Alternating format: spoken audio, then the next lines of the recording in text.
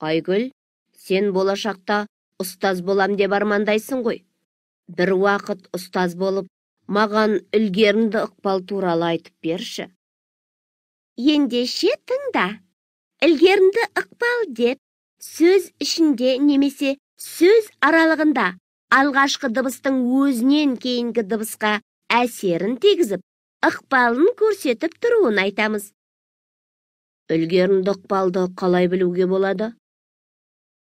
Ілгерінді ықпал бір негізгі сөзбен қосымша аралығында немесе екі сөз көлемінде, сондай-ақ бірнеше сөз көлемінде де байқалады. Мысалы, ақ бала, қамыспай, көзқарас.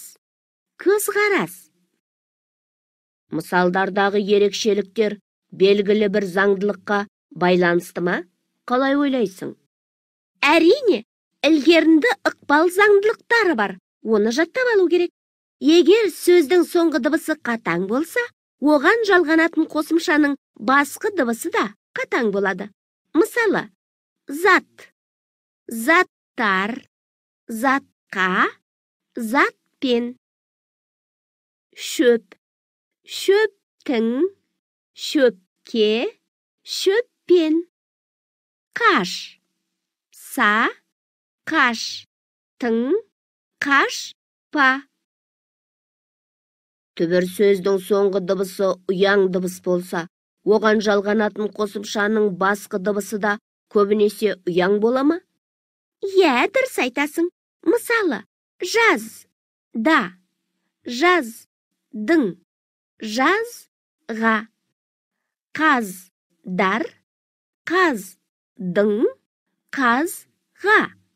Бізде, бізбен, бізге. Әрі қарай тыңда. Егер түбірдің соңғы дыбысы дауысты не үнді болса, оған жалғанатын қосымшаның басқы дыбысы көбінесе ұяң не үнді болып келеді. Мысалы, балаға, балада, балалық. Шамдар, шаммен, шамға. Қалалар, қалаға, қалада.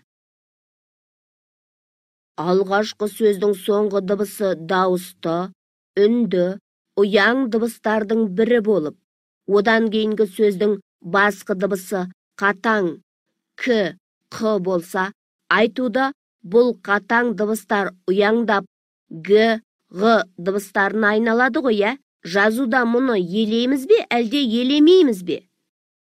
Жоқ, елемейміз. Мысалы, қара қой, қарағой. Боз құнан, бозғынан. Талды қорған, талдықорған. Көзқарас, көзқарас. Рахмет, Айгүл. Сен керемет ұстаз боласың.